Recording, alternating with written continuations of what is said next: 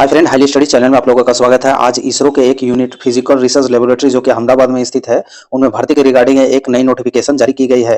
पोस्टों की बात की जाए तो फ्रेंड्स, यह पोस्ट टेक्निकल असिस्टेंट और टेक्नीशियन भी जो कि आईटीआई वालों से रिलेटेड है और टेक्निकल असिस्टेंट डिप्लोमा वालों से रिलेटेड है, उनके रिगार्डिंग ये पोस्ट निकल के आई हुई है।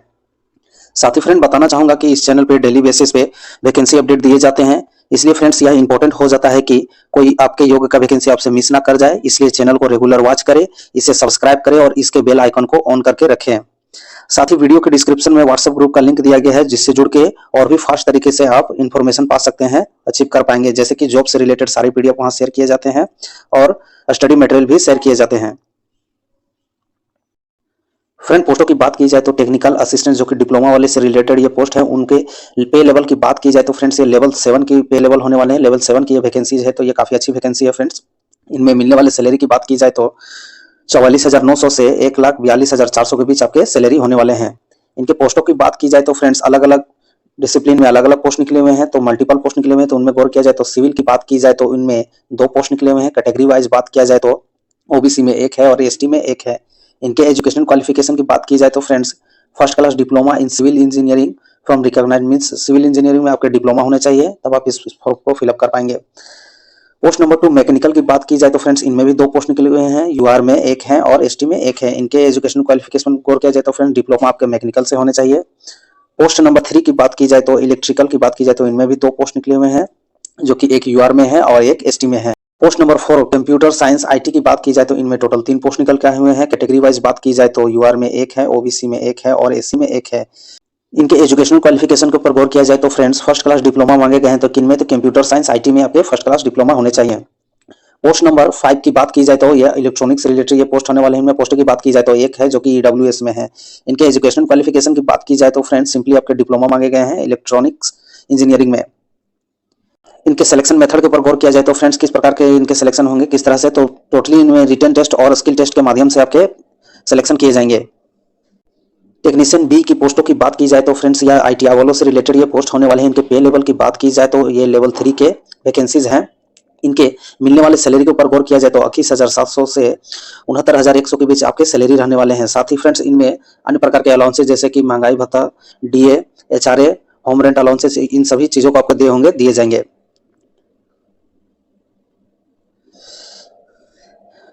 पोस्टों की बात की जाए तो फ्रेंड्स फिटर में टोटल 1 पोस्ट निकले हुए हैं, जो कि एसटी में है। फ्रेंड्स इनके एजुकेशनल क्वालिफिकेशन के ऊपर गौर किया जाए तो सिंपली आपके पास 10th होने चाहिए प्लस आईटीआई होने चाहिए। यदि ये भी नहीं है तो सिंपली आपके पास 10th होने चाहिए और 10th के बाद जो 3 इयर्स वाले अप्रेंटिसशिप सर्टिफिकेट होते हैं वो है, तो आप इस फॉर्म को फिलअप कर पाएंगे, आप इसके लिए एलिजिबल हैं। पोस्ट नंबर 7 टर्नर की बात की जाए तो फ्रेंड्स इनमें टोटल 2 वैकेंसीज हैं, जो कि एक यूआर में है, एक ओबीसी में है। इनके एजुकेशन क्वालिफिकेशन की बात की जाए तो फ्रेंड्स इनमें भी वही है, 10th मांगे गए हैं प्लस आईटीआई आपके टर्नर ट्रेड से होने चाहिए। अगर आईटीआई नहीं है तो सिंपली 10th होने चाहिए और इसके साथ अप्रेंटिसशिप सर्टिफिकेट है तो भी चलेंगे। पोस्ट नंबर 8 मशीनिस्ट की बात की जाए तो फ्रेंड्स इनमें टोटल 1 पोस्ट है, जो कि एसटी में है। इनके एजुकेशनल क्वालिफिकेशन के ऊपर गौर किया जाए तो सिंपली 10th होने चाहिए और इसके साथ मशीनिस्ट ट्रेड में आपके आईटीआई का सर्टिफिकेट होने चाहिए, या फिर ये नहीं है तो सिंपली 10th होने चाहिए और मशीनिस्ट ट्रेड में आपके अप्रेंटिसशिप सर्टिफिकेट है तो भी आप चलेंगे, इसे भर पाएंगे। Friend post number 9 electronic mechanic की बात की जाए तो टोटल इनमें 2 पोस्ट निकले हुए हैं, जो कि एक यूआर में है, एक ओबीसी में है। इनके एजुकेशन क्वालिफिकेशन के ऊपर गौर किया जाए तो फ्रेंड्स क्या बोले गए हैं, तो इलेक्ट्रॉनिक मैकेनिक आपके चाहिए 10th चाहिए और साथ ही साथ आईटीआई ट्रेड आपके इलेक्ट्रॉनिक मैकेनिक में होने चाहिए। अब ये नहीं है फ्रेंड तो सिंपली आपके पास 10th होना चाहिए और 3 इयर्स वाले जो अप्रेंटिसशिप सर्टिफिकेट होते हैं वो होने चाहिए इलेक्ट्रॉनिक मैकेनिक ट्रेड में आपके, तब आज इस फॉर्म को आप फिलअप कर पाएंगे। पोस्ट नंबर 10 इलेक्ट्रीशियन की बात की जाए तो फ्रेंड्स इनमें 2 पोस्ट निकले हुए हैं, एक यूआर में है, एक ईडब्ल्यूएस में है। इनके एजुकेशनल क्वालिफिकेशन के ऊपर गौर किया जाए तो फ्रेंड्स सिंपली 10th मांगे गए हैं और आईटीआई आपके इलेक्ट्रीशियन ट्रेड में है तो चलेंगे, और ये नहीं है तो सिंपली आपके पास 10th होने चाहिए और अप्रेंटिसशिप सर्टिफिकेट होने चाहिए इलेक्ट्रीशियन ट्रेड में, जो 10th के बाद जो अप्रेंटिसशिप सर्टिफिकेट होते हैं वो भी है, तो सिंपली आपके चलेंगे, कोई दिक्कत।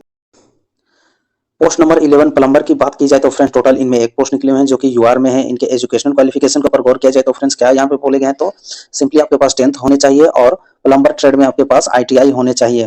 ये नहीं है तो फ्रेंड्स सिंपली आपके पास 10th होने चाहिए प्लस 3 इयर्स वाले जो अप्रेंटिसशिप सर्टिफिकेट होते हैं वो आपके पास हैं प्लम्बर ट्रेड से, तो चलेंगे, आप इस फॉर्म को फिलअप कर पाएंगे। मैकेनिकल रिफ पोस्ट नंबर 12 की बात की जाए तो mechanic, refrigerator and air conditioning में ये पोस्ट निकले हुए हैं। इनके पोस्टों की बात की जाए तो टोटल 1 पोस्ट है जो कि एससी में है। इनके एजुकेशन क्वालिफिकेशन की बात की जाए तो सिंपली आपके पास 10th चाहिए और आईटीआई का सर्टिफिकेट आपके पास चाहिए। Mechanic, refrigerator and air conditioning में आपके पास आईटीआई का सर्टिफिकेट होने चाहिए। ये नहीं है तो फ्रेंड्स सिंपली आपके पास 10th होने चाहिए प्लस 3 इयर्स वाले जो 10th के बाद अप्रेंटिसशिप होते हैं वो सर्टिफिकेट होने चाहिए, तो आप इसके लिए एलिजिबल हो जाएंगे। फ्रेंड्स इनके सिलेक्शन प्रोसेस के ऊपर गौर किया जाए तो इनके सिलेक्शन मेथड क्या है, तो टोटली आपके written examination plus skill test के माध्यम से इनके सिलेक्शन किए जाएंगे। इनके एज लिमिट के ऊपर गौर किया जाए तो इनमें 18 से 35 वर्ष वाले अभ्यर्थी इसे अप्लाई कर पाएंगे। इनके कट ऑफ डेट की बात की जाए तो 31/10/2025 यहाँ पे रखे गए। मीन्स फ्रेंड 31/10/2025 के अनुसार यदि आपके मिनिमम एज 18 वर्ष हो रहे हैं तो आप इसे अप्लाई कर पाएंगे, जबकि मैक्सिमम आपके 35 ईयर्स भी हो रहे हैं तो आप इसे अप्लाई कर पाएंगे। अब फ्रेंड ये 35 ईयर्स यूआर कैंडिडेट के लिए है। एज रिलैक्सेशन इनके बाद शुरू होते हैं। एसटी एससी के एज रिलैक्सेशन की बात किया जाए तो फ्रेंड्स इन्हें 40 वर्ष तक ये अप्लाई कर पाएंगे, जबकि ओबीसी के एज रिलैक्सेशन की बात की जाए तो 38 ईयर्स तक ये अप्लाई कर पाएंगे। फ्रेंड्स इस वाले सेक्शन के ऊपर गौर किया जाए तो आपके पे लेवल और अलाउंसेस के बारे में बोला गया है। मीन्स कौन कौन से आपके बेनिफिट यहाँ पे मिलेंगे। तो फ्रेंड्स जितने भी डिप्लोमा वाले पोस्ट है वो लेवल 7 से रिलेटेड वो पोस्ट है, तो इनमें सैलरी की बात की जाए तो 44,900 से 1,42,400 के बीच आपके सैलरी रहने वाले हैं। और अन्य भत्तों की बात की जाए तो आपके महंगाई भत्ते जो कि DA, HRA, home rent allowances, travelling allowances और अन्य प्रकार के टेलीफोनिक अलाउंसेस जो होते हैं, अन्य प्रकार के भी अलाउंसेस आपके दिए जाएंगे। वहीं टेक्नीशियन वाले पदों की बात की जाए तो फ्रेंड्स ये लेवल 3 से रिलेटेड ये पोस्ट हैं। आईटीआई वालों को जो पोस्ट निकले हुए हैं वो लेवल 3 से रिलेटेड ये पोस्ट है। इनमें बेसिक की बात की जाए तो 21,700 आपके बेसिक रहने वाले हैं और 69,100 आपके अधिकतम रहेंगे। इनके बीच में ही आपके सैलरी मिलेंगे। साथ ही 21,700 तो आपको मिलेंगे ही, और इनमें अन्य प्रकार के अलाउंसेस जैसे कि महंगाई भत्ता, DA, TA, travelling allowances, home rent allowances और अन्य प्रकार के अलाउंसेस जैसे night duty allowances, hard net allowances, जो अलाउंसेस रहते हैं सभी का आपको बेनिफिट मिलेगा। साथ ही फ्रेंड्स यहाँ पे बोले गए हैं कि आपको एनपीएस का भी लाभ यहाँ पे मिलने वाला है। न्यू पेंशन स्कीम सिस्टम जो है उसका भी आपको लाभ मिलेगा।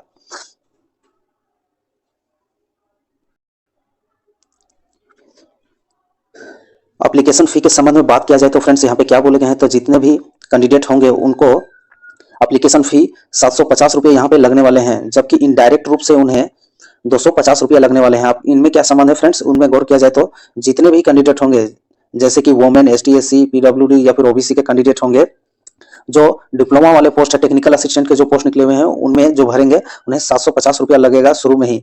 अब जैसे वो एग्जाम देंगे अरे एप्लीकेशन फी के संबंध में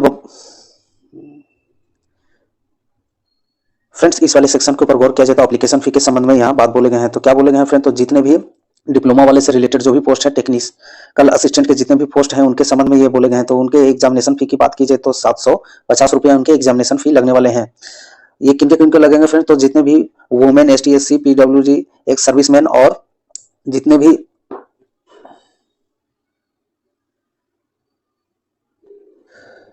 फ्रेंड्स इस वाले कॉलम के ऊपर गौर किया जाए तो एप्लीकेशन फी के संबंध में यहाँ बोले गए हैं। तो अलग अलग एप्लीकेशन फी के लिए अलग अलग फी रखे गए हैं फ्रेंड्स, जैसे कि टेक्नीशियन का अलग रखे गए हैं और डिप्लोमा वाले टेक्निकल असिस्टेंट के अलग अलग फी रखे गए हैं। तो टेक्निकल असिस्टेंट की बात की जाए तो उनके एप्लीकेशन फी 750 रुपये यहाँ पे रखे गए हैं और ये 750 रुपये सभी कैंडिडेटों को पे करना होगा, जैसे कि वोमेन, एसटी एससी या फिर डिजेबल कैंडिडेट होंगे या ओबीसी या यूआर के जितने भी कैंडिडेट होंगे सभी को ये फॉर्म फिल करते समय 750 रुपये लगेंगे। और फ्रेंड जैसे भी आप अटेंड करते हैं, एग्जामिनेशन को अटेंड करते हैं, रिटर्न एग्जामिनेशन देते हैं, उसके बाद आपको 500 यहाँ पे रिटर्न कर दिए जाएंगे। मींस इनडायरेक्टली आपको बात किया जाए तो फ्रेंड्स यहाँ 250 ही आपके फी लगने वाले हैं।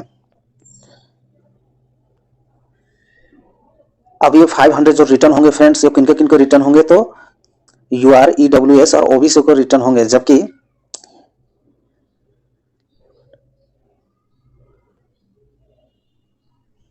इस वाले कॉलम के ऊपर गौर किया जाए तो क्या बोले गए हैं, एप्लीकेशन फी के संबंध में आपके बोले गए हैं। तो एप्लीकेशन फी जो है कि अलग अलग पोस्टों के लिए अलग अलग फी निर्धारित किए गए हैं फ्रेंड, जैसे कि टेक्निकल असिस्टेंट जो कि डिप्लोमा से रिलेटेड पोस्ट है उनके 750 रुपये लगने वाले हैं, जबकि टेक्नीशियन बी से संबंधित जो पोस्ट है उन्हें 500 रुपये उनके लगने वाले हैं। अब जो टेक्नीशियन असिस्टेंट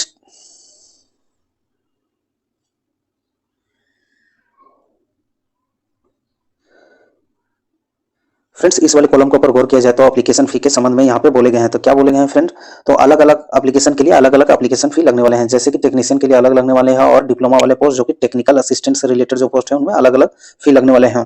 टेक्निकल असिस्टेंट की बात की जाए तो इन्हें 750 रुपये आपके लगने वाले हैं, 750 रुपये इनके फी लगने वाले हैं। ये कौन किन्हें लगने वाले हैं फ्रेंड? तो ओबीसी, जनरल और ईडब्ल्यूएस के जितने भी कैंडिडेट होंगे उन्हें 750 रुपये लगने वाले हैं, जबकि एसटी, एससी और पीडब्ल्यूडी और एक सर्विसमैन से रिलेटेड जो कैंडिडेट होंगे उन्हें कोई भी फी नहीं लगने वाला है।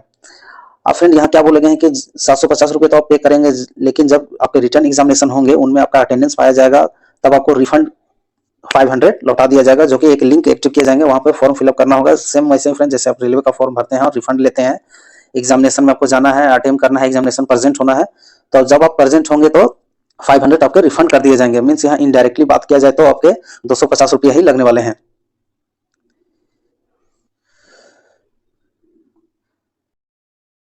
फ्रॉम टेक्नीशियन वाले पोस्टों की बात की जाए तो इनमें 500 फी लगने वाले हैं।